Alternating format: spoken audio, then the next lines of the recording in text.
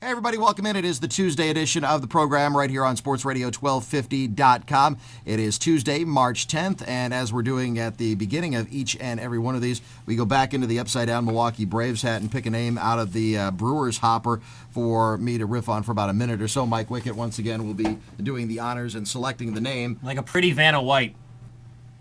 Oh, it's your boy! Who do we got? Jeff Suppan! Oh, Jeff Suppan, another very important year for another very important pitcher. He's got 2 years left on his contract. Jeff Suppan is one of those guys who's been maddeningly inconsistent. Suppan a year ago was phenomenal in the month of August, but absolutely disastrous in the month of September, and all he did in the playoffs against Philadelphia was throw batting practice in the, what amounted to one of the losses for the Brewers at Miller Park. Now, Jeff Suppan, he's been one of those guys who, when he's spectacular, he's almost unhittable. I don't know if he was hurt at the end of last season, but he was certainly inconsistent at the end of last season, or even worse than inconsistent is consistently bad. What you need to have from Jeff Suppan is not only the big game ability, which is what he was signed for in the first place when Doug Melvin and Mark Attanasio went to his home in California right before Christmas and shoveled a bunch of money his way. But what they need from Jeff Suppan is just a guy who can help lead a very young pitching staff. He's one of the only guys on this entire roster that's been there before. He's the only guy in the starting rotation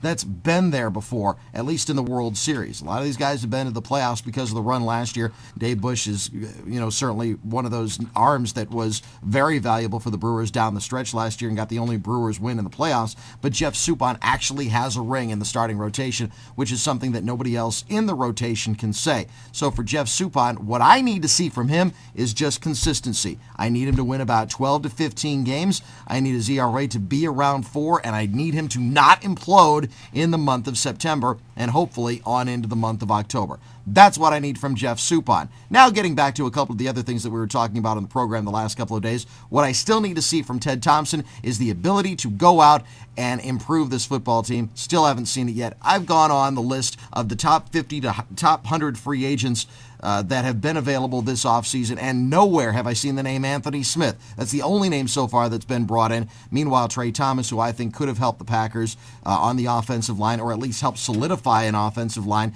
that's still going through some growing pains as young players, such as a Darren College and a Jason Spitz. Those guys are looking for some leadership. They didn't get it from Chad Clifton. They didn't get it from Mark Tauscher a year ago. There's still a couple of holes, and once again, there's a guy that could have helped, in my opinion, 3-time Pro Bowler, doesn't give up any sacks whatsoever, could have helped lead an offensive line, and he's going to the Jacksonville Jaguars, a team that had a disastrous 2008 campaign. So hopefully we'll see some activity from Ted Thompson in the next couple of days. I'm not holding my breath. I'm not going to count on that. One thing that you can count on at Sports Radio 1250 WSSP, getting back to the Brewers, is some of the best Brewers coverage that's out there, especially from our nighttime guys, Steve Sparky Pfeiffer and Tim Allen. They're on their way to Arizona. Let's see, what do they have in Arizona that they don't have here in Wisconsin? For one, for two, thirdly,